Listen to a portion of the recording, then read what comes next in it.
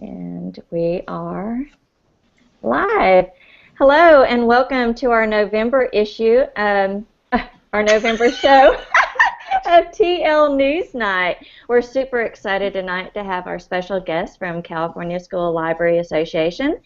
But before we get started with that, for those of you that are new to this show, we're going to introduce ourselves and then I'll go into our purpose and mission and also show you how you can interact live with our show tonight.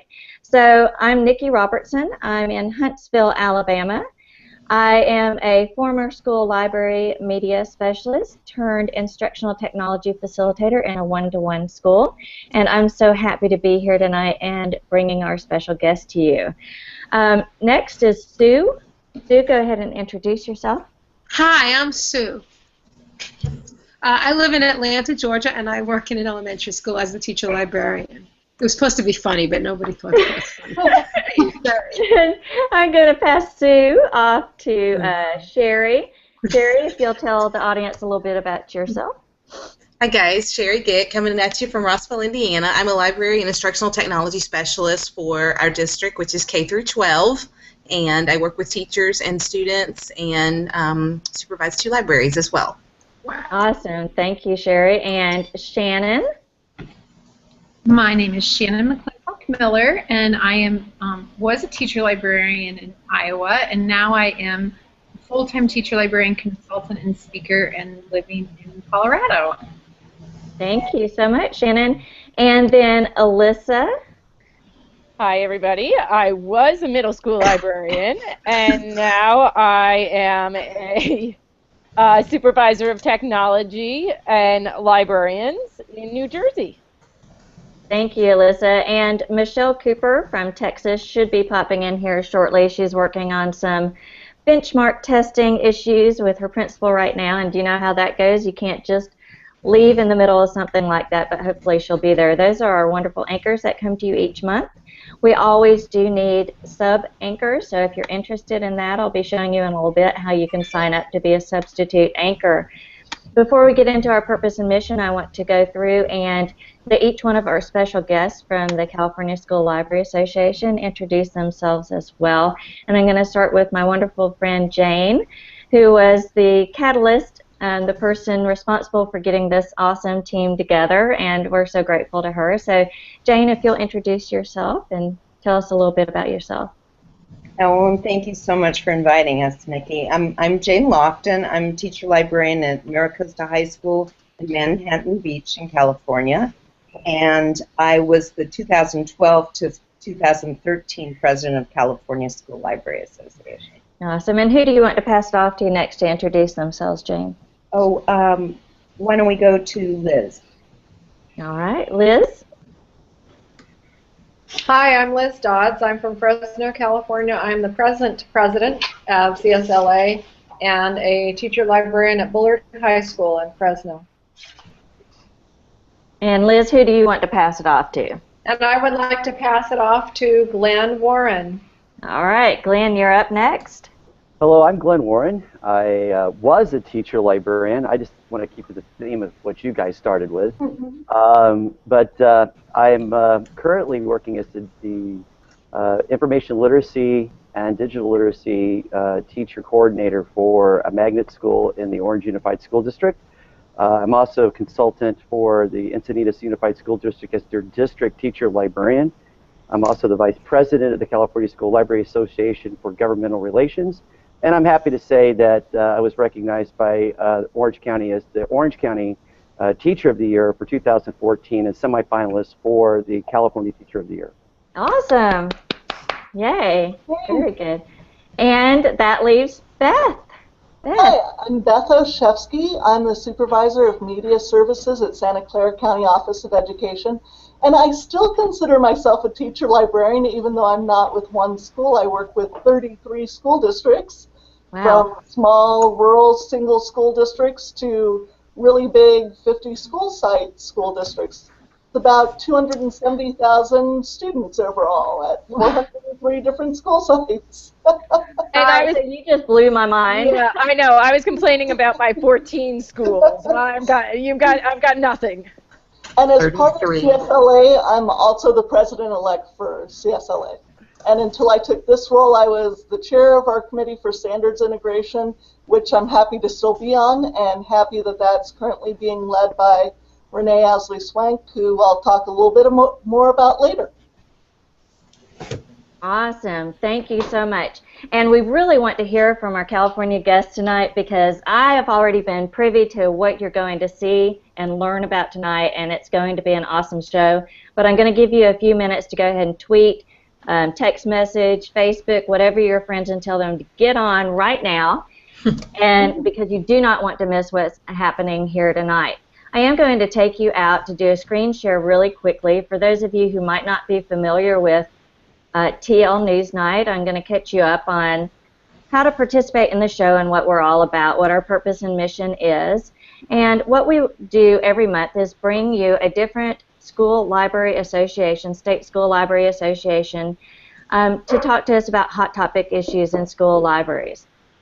If you would like to participate or ask questions tonight, please use the hashtag TLChat to make comments, ask questions, or communicate with our guest via Twitter. That's hashtag TLChat. We will be moderating the Twitter chat throughout the night, although I'm going to show you another way that you can participate.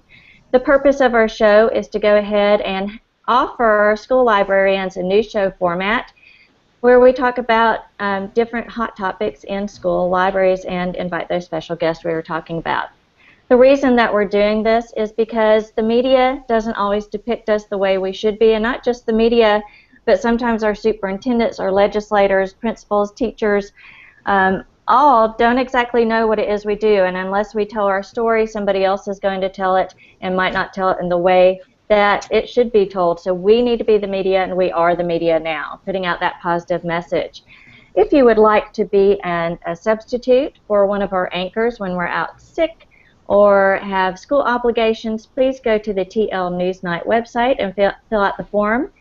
Also, if you would like to add your state as one of our special guests, please make sure to go to that form as well on the TL Newsnight wiki and fill that out. You can see where our superstars of TL Newsnight are from.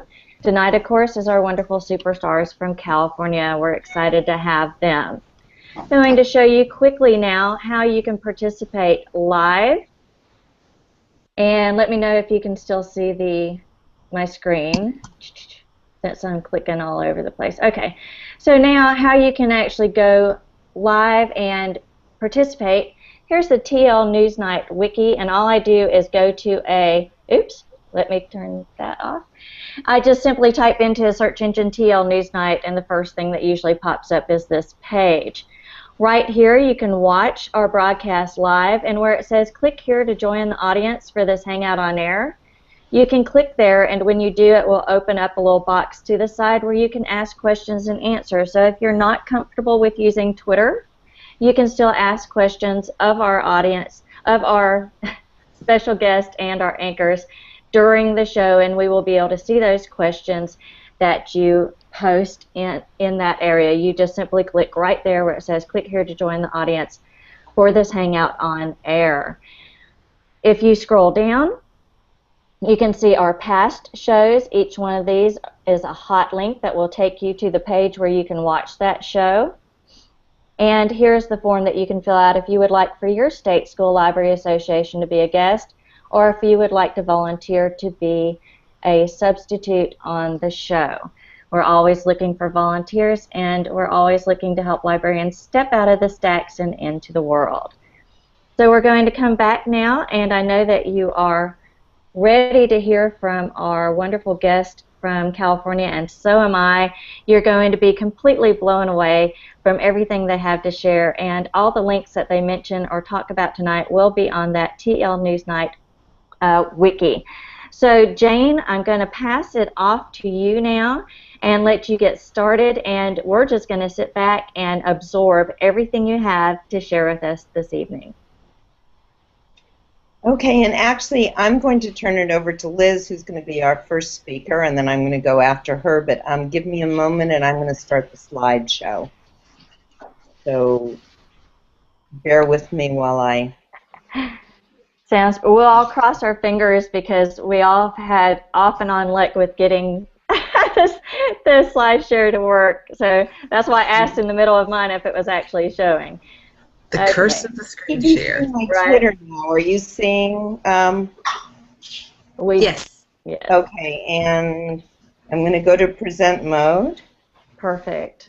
and I see the slideshow loading. Do you? It is loading. Yes, ma'am. There we go. Good sign. And it would be nice if Okay, it would load hi faster, everyone. I huh? hope you can hear me okay. I'm going to go ahead and start talking. And I'm Liz, so I excited don't to see do that it's this loaded show. yet. Don't worry, I'm just trying to get a few extra words in here. Hope Glenn's not counting it against my time.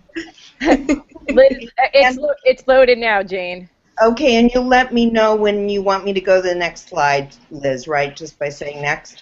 I will, thank you. Right now I just see the word loading, so I hope it comes up soon. Oh, there it is, good.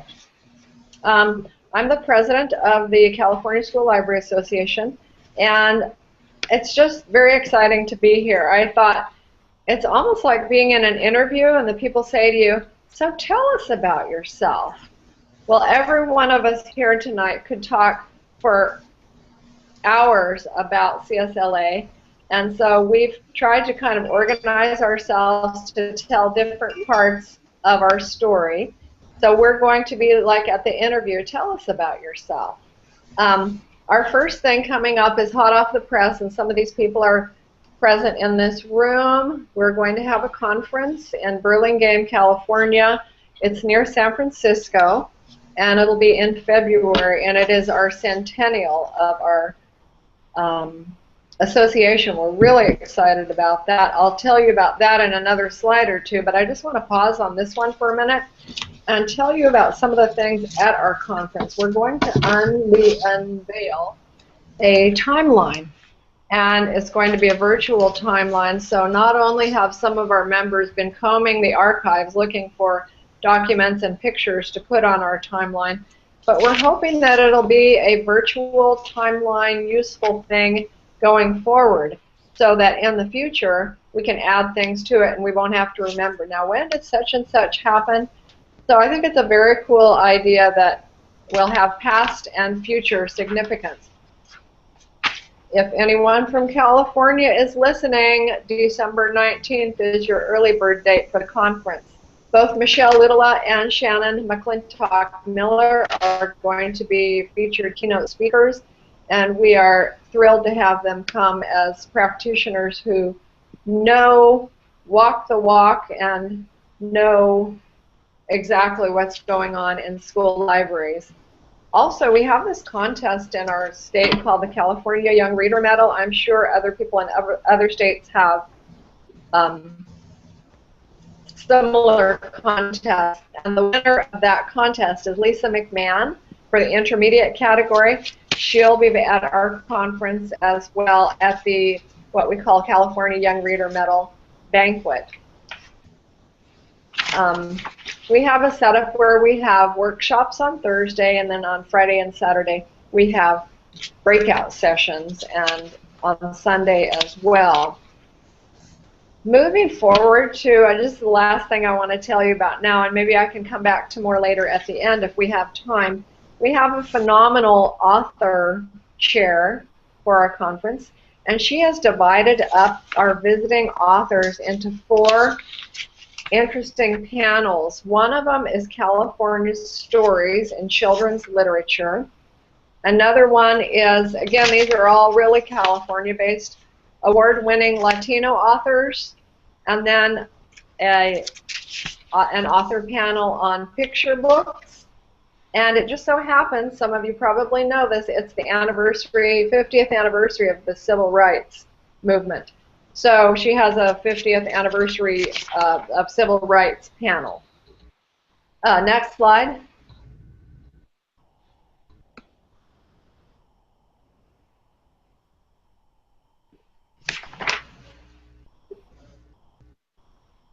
So I want to tell you a little bit about our history right now.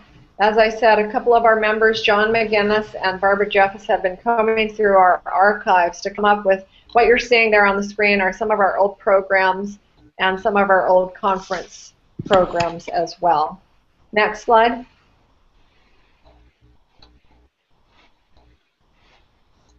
We started in 1915 with the National Education Association. They were all meeting in San Francisco. Next slide, it was the Panama Pacific International Exhibition.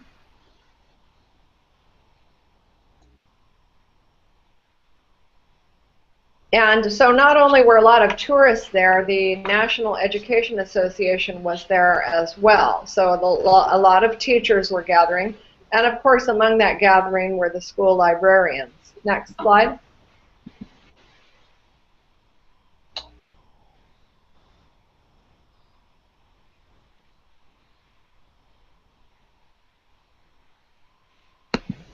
Sorry.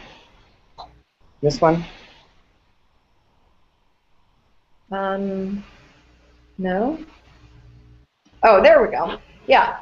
So these folks from the National Education Association and the International Congress on Education met together, and the California librarians, school librarians, sat there and thought, these people are getting together. Perhaps we should get together too. So they went across the bay to Oakland, 8 school librarians. Next slide.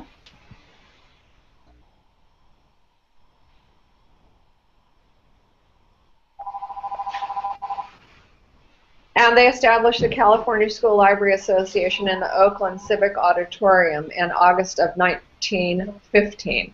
So here we are going to be in 2015 celebrating our centennial, and I just think that timeline is the coolest thing, and I appreciate that Shannon and Michelle are going to be there as well. So I think there's one more slide that I have, and then I'll be done.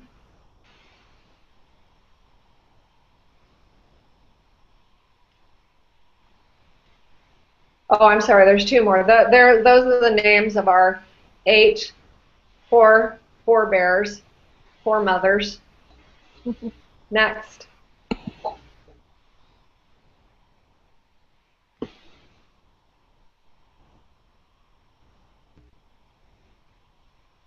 We have all of our boxes of stuff at CSU Northridge, and that's what they're using to go through to establish our timeline. I might talk more about that later, but at this time, I'd like to hand it over to Jane. Okay, thank you, Liz. I'm going to talk a little bit about CSLA recent history, and I just have one slide for that. What you can see on the screen right now is our current website. Some of this is going to be kind of a downer, but it will get more positive as we move on later. We all know how school libraries have suffered along with education and the economy in general in recent years, and nowhere is that more true than in California. And as school libraries have suffered with declining numbers, which I'll share about more in a few minutes, so has CSLA. I just checked our last printed membership directory before we moved to electronic. It came out in 2005, and I saw that at that time we had about 1,700 members. I also recall that at that time we used to have about 1,000 people attending our annual conferences, each year. And from about that date forward, we saw declines in both membership and conference attendance, tanking at less than half that number of members and conference attendees by about 2010. If people are losing their jobs, they aren't going to stay members or attend conferences. And while we welcome paraprofessionals, we have many in our association, and they are the people who are staffing most of our school libraries in California, paraprofessionals join CSLA in far smaller numbers than credentialed teacher librarians do. So with declining membership and expenses we couldn't afford, we frankly almost went broke in 2011. But we CSLA people are troopers, and we just do what we need to do to keep going and supporting our members and school libraries to the very best of our ability. So some of the things we did in order to survive are we terminated our relationship with our management company, and we became 100% volunteer run in 2012. For another, we moved to almost entirely virtual rather than live board meetings to save expenses. And when we wondered whether we could even afford to put on a conference in 2012, we came up with a plan, and we moved our conference from being convention center based to being entirely in one hotel. And in fact, our first two hotel-based conferences, the end of 2012 in San Jose and early 2013 in, I'm sorry, I'm mixing up my years, early 2014 in San Diego were actually both huge successes. We got lots and lots of positive feedback. The attendees enjoyed it, the exhibitors enjoyed it, everyone enjoyed it. And we've turned our treasury around, building back our reserves and restoring our solvency. And by supporting our members in every way we can with advocacy, top-notch professional development, incentives, and more, our membership has held steady even in difficult times and has started to move back up in the last several years, and is currently around we currently have about 650 members.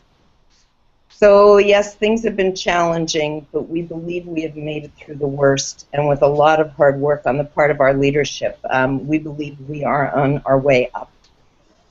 So that's a bit about the state of our association. Now I'd like to share with you a bit about the state of school libraries in California.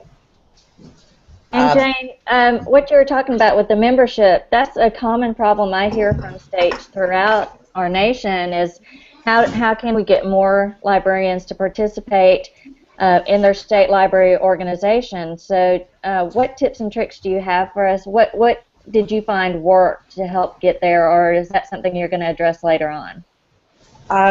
Well, I don't have a specific slide on it, or let me see what I can think of, and then I'd like the others to chime in after I'm done, if that's okay.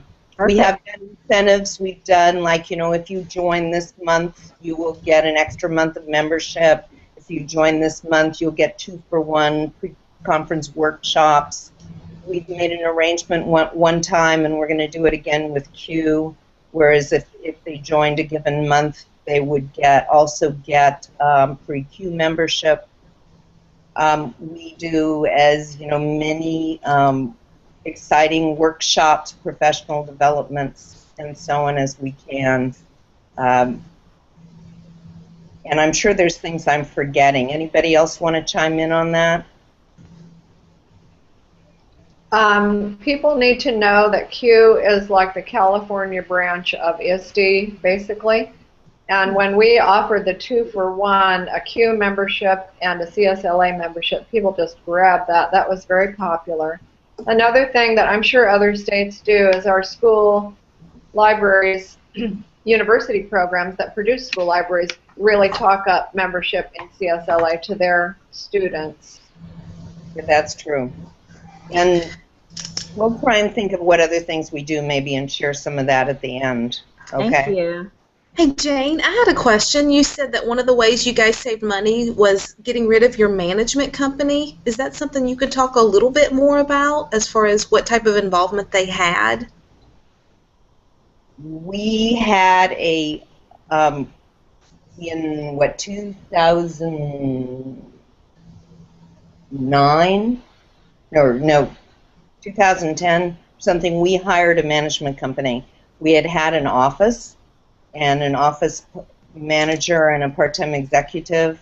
I think they were both part-time. And we went to a management company, and well, to be perfectly honest, they said they'd take care of everything for us. And we were not closely enough in touch with the business of our association, was my perception. And we also just about went broke then. So we had one year where we cut way back, and they did help us with our conference, but otherwise we started taking the association back in our own hands. And we really have just done everything. I'd never had anything to do with running, the facilities for a conference before, but I negotiated the contract with the hotel in San Jose, and all our leadership just stepped forward and took on everything that needed to be done. That's really how we brought ourselves back, I believe. We have just, in the last 2 months, hired a part-time administrative assistant who is virtual, because it has been, frankly, for some of us, it was like 2 full-time jobs. Sure. But we did it. We all did it out of a labor of love, because we knew that that's what the association needed. And, the thing, too, is I think we learned so much that we've been kind of shielded from by having employees. And now we know what those things are, and so we know, I believe, the rest of you can correct me if I'm wrong, we kind of know what things we should be having an employee do and what we shouldn't, and what we need to make sure we're watching so that we don't get into that situation again. That's a great point, but you know what? I'm looking at the slide, and oh my gosh, this is shocking. Yeah. These numbers. Yeah, I was just about to get into the state of... I just tweeted that out. It's insane. So if you don't mind, I'm going to go on with that, because Glenn told me I was going to run over, and I don't want to run over. It's our fault. We ask questions, Glenn. Blame us. And I apologize. I'm full screen, so if you're texting me anything, I'm not seeing it. I will after the slideshow's done.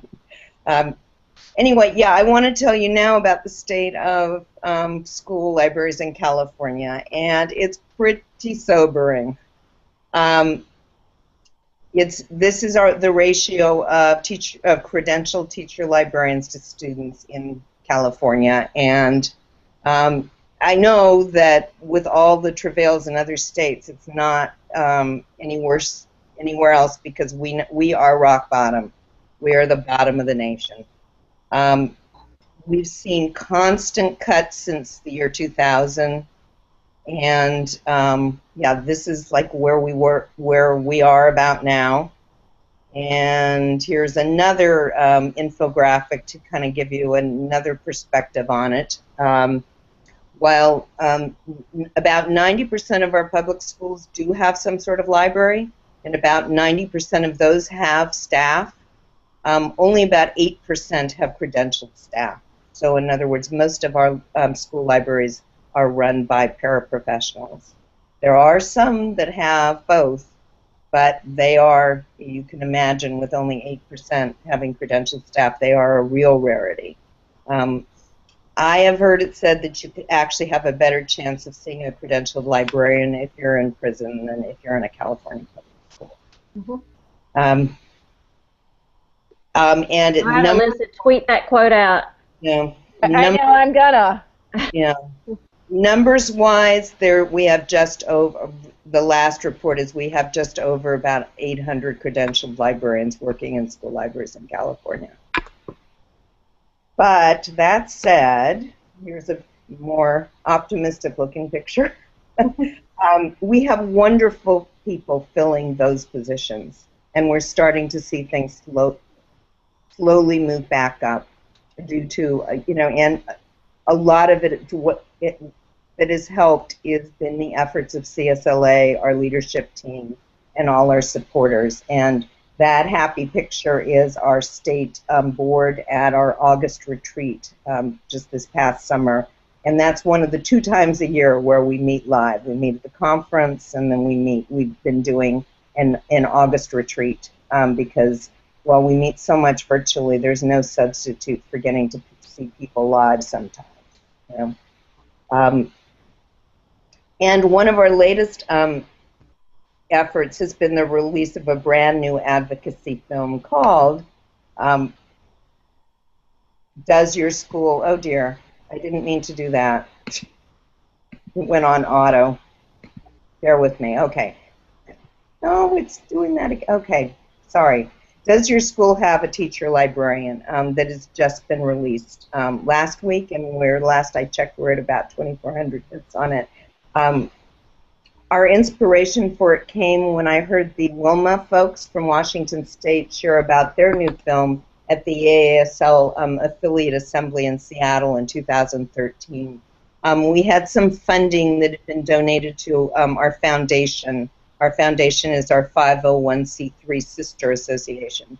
It had been given for advocacy. There was an original project that actually didn't work out, and so we were thinking, what good things can we do with this money? And I thought, we need a California version of this great film that the Washington people did. So I asked our CSLA board and our foundation board to let me make that, my presidential initiative. We were really fortunate to have one of our members, Karen Morgenstern, who has previous experience in the film industry. She agreed to serve as the volunteer producer. And she's just done a phenomenal job with it. And we were able to use the funding on a wonderful camera person and editing person, and also to get an original musical score for the background. We really, really wanted to show you the film tonight, but when we tried it out, we were afraid that it might not work well through the Google Hangout platform. So you're going to have to go watch it yourself, and there's the shortcut to it. So I'm just going to give you a few highlights from it. And basically, I'm going to give you kind of the outline of the film. What we do is we talk about what teacher librarians do, but we start off with what kids want and how we nurture students' interests. And we tie those interests into what kids need to learn, and we teach information literacy.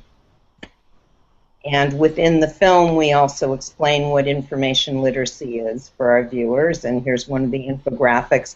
By the way, Karen created all the infographics on Canva, which is a tool I love. And we also integrate technology, and we teach digital citizenship. And we deliver professional development in our schools and our districts. And we explain all of this in the film through interviews and visuals of students, teachers, library administrators. Students, teacher librarians, administrators, and teachers. The film then ends with statistics, infographics, two of which you saw earlier, and there are also some others in there.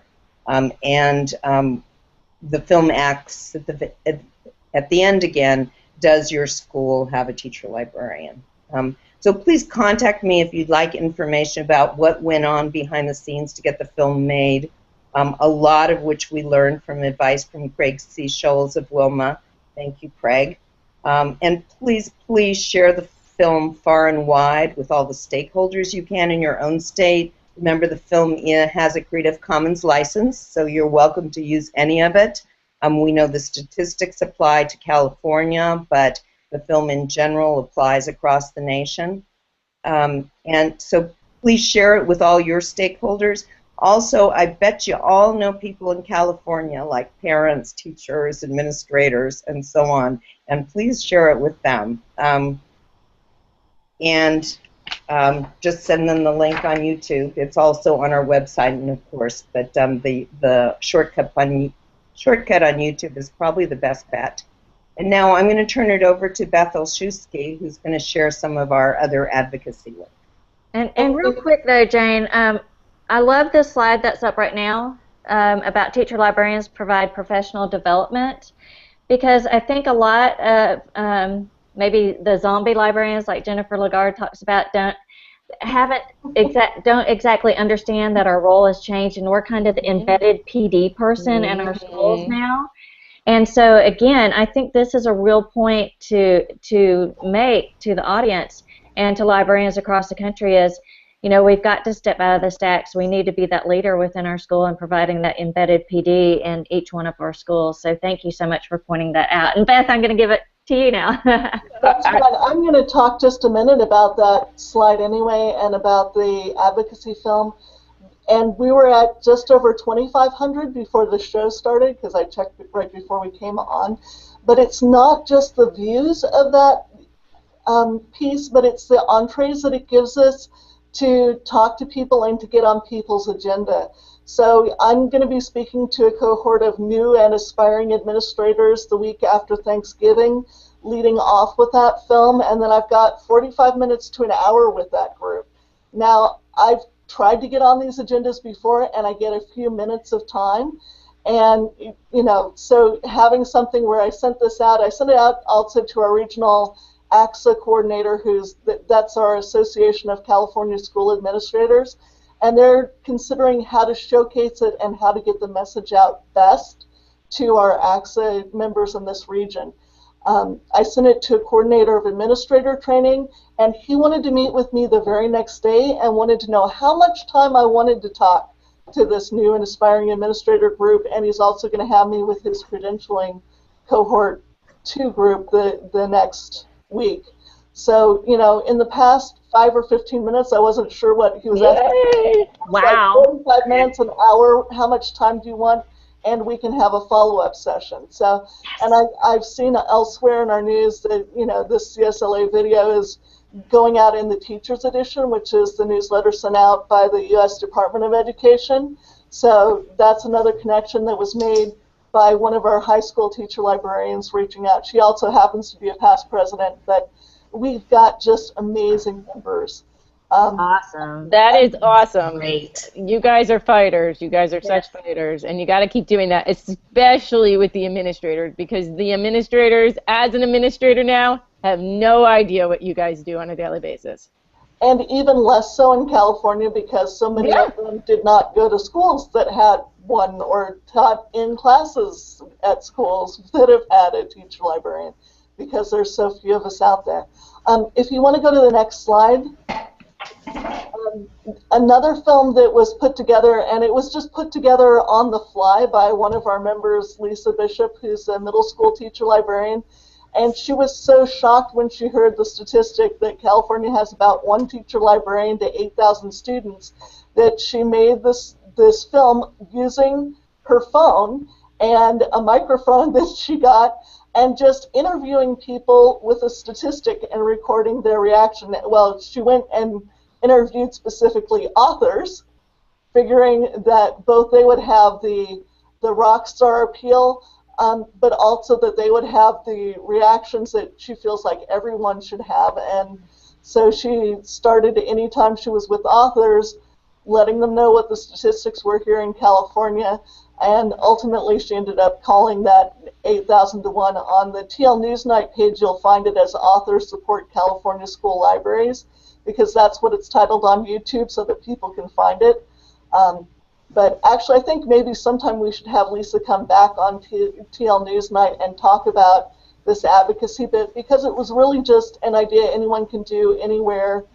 Get a mic so that you've got a little improved sound quality, and then grab people and do the advocacy, film it, and put it together. The video is capturing those reactions, and then she sorted them into future, research, equity, navigating information authority, and helped edit all that together with Sue Harper, who's our VP of Communication.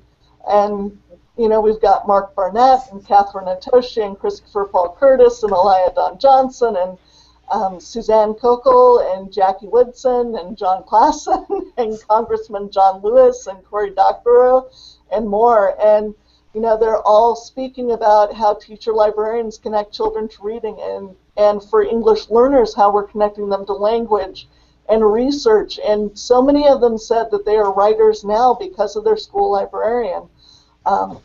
And I do have to say that we've got some exception districts in California, and Lisa's district is one of those exceptions. In San Francisco, the ratio is 1 to 750 students. So that's way better, but then you figure out, well, that means that that ratio is part of what's in the whole rest of the state. And so if you've got one district like that, that means you've got an awful lot of districts with really nobody. If you want to go on to the next slide for a minute, somebody that we do have looking at the situation across all of California is Renee Owsley-Swank at our California Department of Education. And she's our new school library technology consultant. She's part of the Curriculum Frameworks and Instructional Resources Division. And she's a longtime teacher librarian and library supporter. She's a second generation school librarian. She kind of learned at her father's knee, so to speak.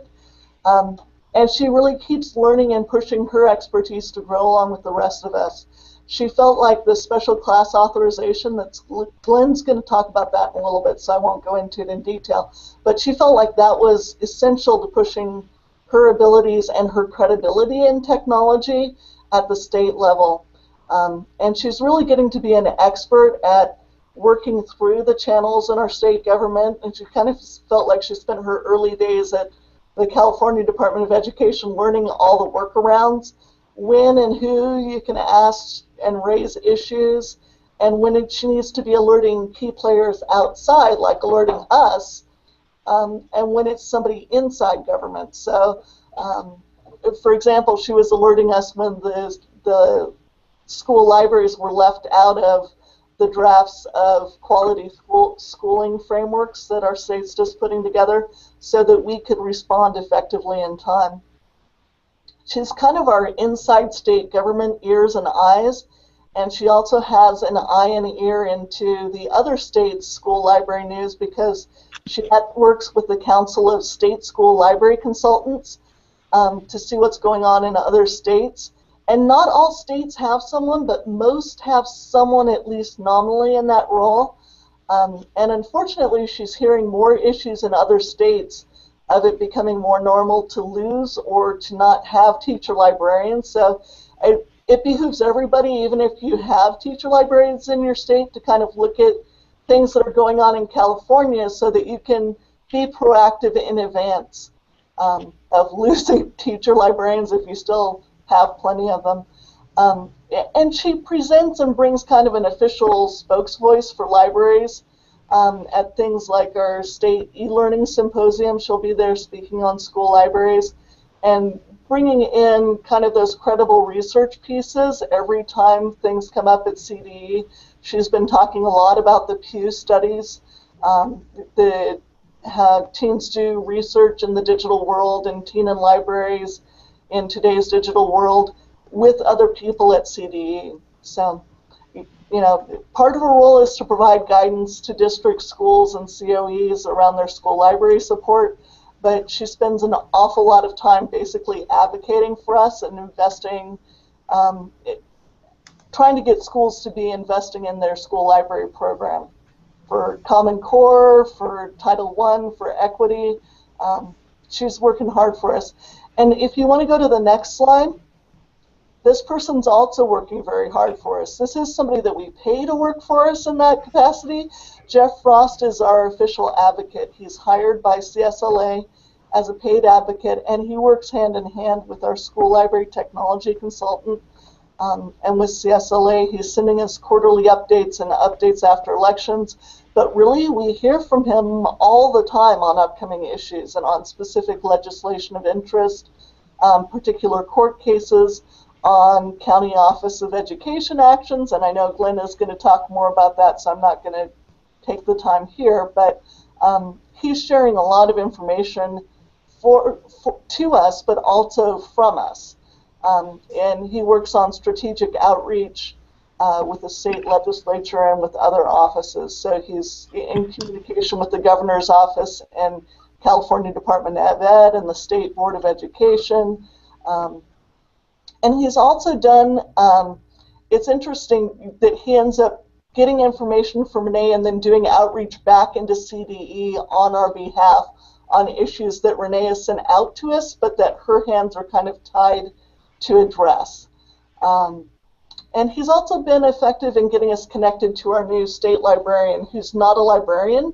It's a politician in that role, but he's interested in finding out more about school library issues because of us being proactive, in part through Jeff Frost's voice. And he's been working with the California Teacher Credentialing Office with us recently toward including teacher librarian input on some of their revision of teacher preparation standards. So if we can go to the next slide. The next person that's going to be speaking is Glenn Warren. He did introduce himself a little bit earlier, but we're all just pleased as can be that not only was he an Orange County Teacher of the Year, but he was a California Teacher of the Year semifinalist. He is kind of that teacher librarian on special assignment, teaching technology in the classroom, and he told you all the other things that he's doing, but what I really think of Glenn as is a teacher librarian evangelist. He is bringing the news about teacher librarians and why every school should have them, or more than one, have a team of them, to California and to the U.S. at large, and I would even say out into the world. So Glenn, go ahead and take it away from here. Well, good evening, everybody. I'm happy to be with all of you. What a good-looking group. That's nice to see. Even if any of you are on prescription medication, you still look fabulous. Anyway, with that said, I would like to say that California has been the leader in how not to do teacher librarian implementation. We are the best at doing it wrong. In fact, we are leading the country down the hole, and that's why for CSLA, the work that we've been doing has been truly the most important work, I think, in the country. Frankly, I think the work that we're doing here in California is the true leadership model for what advocacy is going to need to mean. Let me give you a couple of examples from what's happened in California. Go ahead and go to that next slide if you don't mind.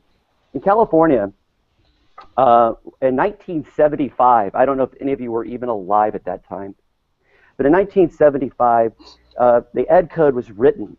That's our state law as it addresses implementation of education in California. Our Ed Code stated that we must provide school library services for teachers and for students.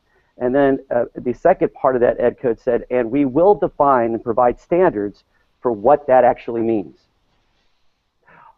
35 years later, we decided to write the standards for what library services should mean. It took 35 years to actually fulfill a piece of Ed Code, a piece of legislation, a piece of law that said we would do it, and we were out of compliance for 35 years. Well, that work is the Model School Library Standards, which was accepted by the State Board of Education in California in 2010. And it was a labor of love and a multifaceted effort to make that happen.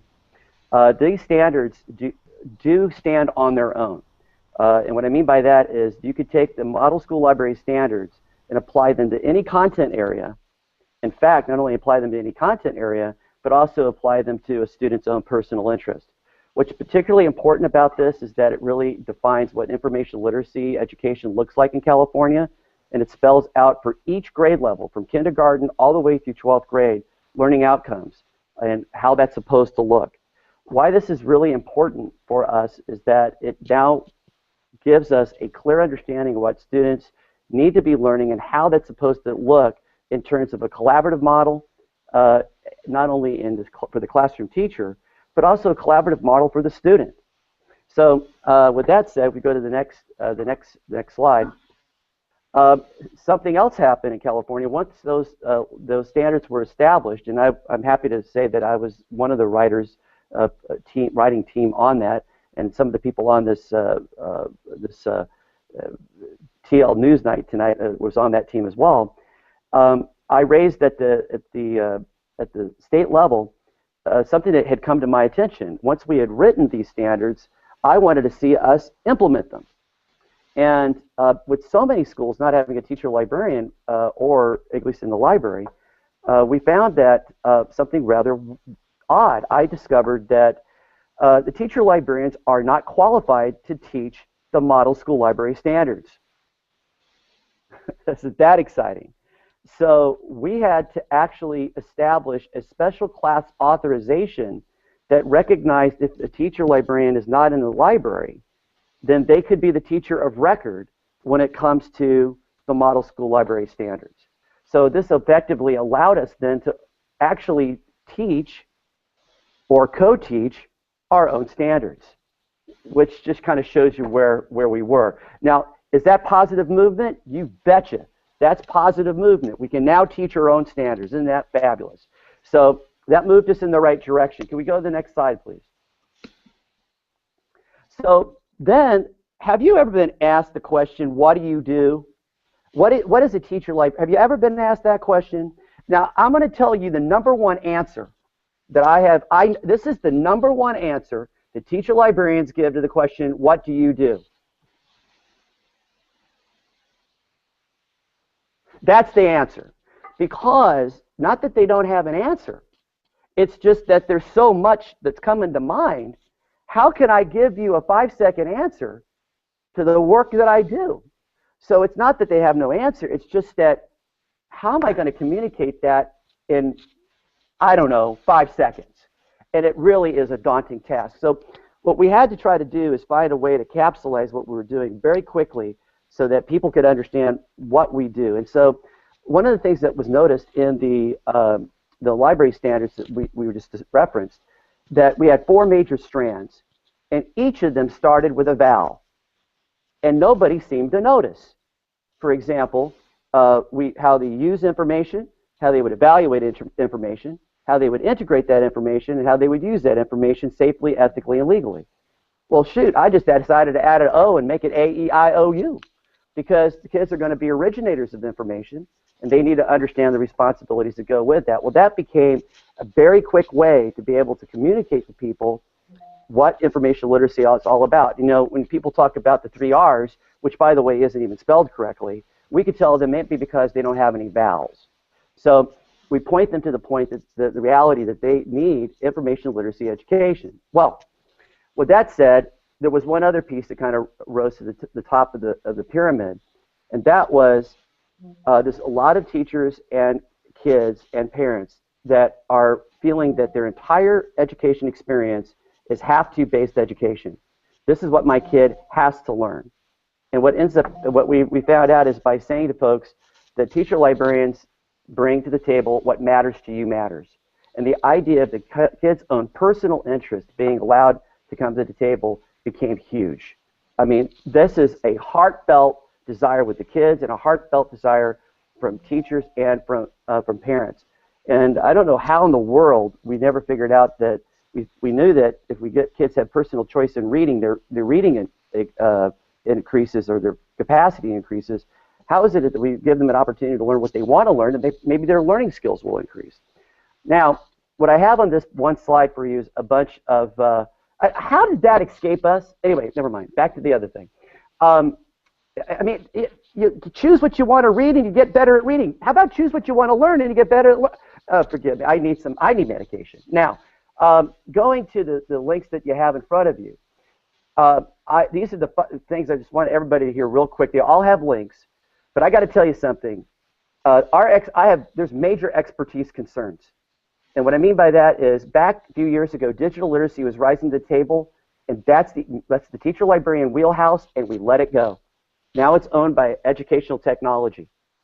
Well, that's one thing. But now here comes information literacy. You are going to hear in this year and next year an increasing volume of people talking about information literacy and the need for information literacy, considering Common Core speaks so much about information and research. If we let that piece of our expertise go, that's shame on every one of us across the country.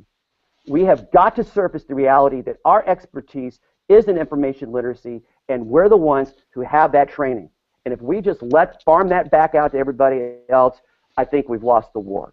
So we're going to have to stand up and be counted and speak to our own our expertise. I've talked a little bit about EdCode already for our state, but here's another one. On October the 1st, 2014, the Department of Education Office of Civil Rights issued a letter saying that we are very concerned about equity and access for all of our students. And libraries were referenced in a 4-page letter about 14 times. Let me tell you something. I always have thought that kids not being able to have true library services and teacher librarian rose to the level of a civil rights issue. And now we're beginning to hear that sound coming out of the federal government. Thank God. Please take a look at that letter and please read it. Also, another piece that's been a piece of advocacy for us that I think could go nationwide is higher ed is noticing that after No Child Left Behind and the regurgitation framework we've put those kids through, regurgitating information and not having to think. You know, we didn't fare well into that model.